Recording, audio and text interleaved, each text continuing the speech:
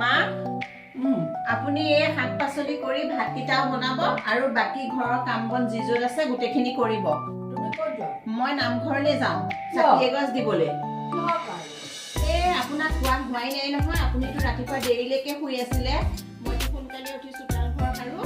এই যে কলিকানি আৰু হাজৰিকানি দুইজনী গোট খাই মোৰ কথা ইমান বেয়াকৈ কৈছে আৰু গোটেই গাঁৱত মোৰ বেয়া বেয়া বদনাম উলিয়াইছে। মই তাকে ইহঁতৰ হৈ পেলাই চাকি জ্বলাওঁগৈ নামঘৰত।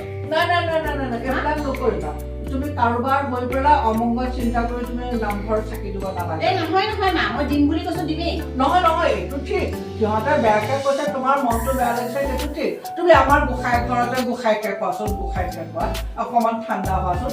এতিয়াও সহিলা সম্পদ, বোৱাৰী নকৰিলে বিপদ। কোনোবাই কিবা কৈছে বোলে তুমি সিহঁতক শত্ৰুতা কৰি গোসাঁই ঘৰত চাকি দিবা নাই। অ' মা, এই ৰাতিপুৱা যে মানুহে ইমান বেয়াকৈ মানুহৰ কথা আলোচনা কৰে নে আপুনি কওকচোন?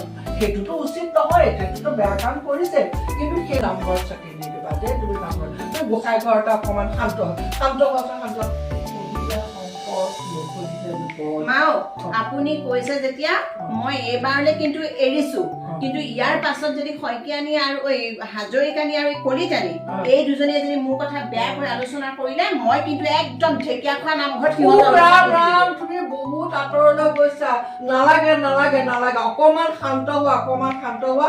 কাৰোবাৰ মংগল চিন্তা কৰি নামঘৰত থাকি দিবা, কিন্তু কাৰো শত্ৰুতা চিন্তা কৰি কেতিয়াও নামঘৰতে গোসাঁই ঘৰতে চিন্তা নকৰিবা। তুমি এতিয়া কাম কৰাচোন, গোসাঁই ঘৰলৈ যোৱাচোন, গৈ পেলাই 5 মিনিট গোসাঁইৰ ওচৰত বহা। তোমাৰ দুখৰ কথাখিনি গোসাঁয়ে শুনিব। তেওঁ শুনিলে প্ৰভু ভগৱন্তই তোমাক নিশ্চয় শান্ত কৰিব।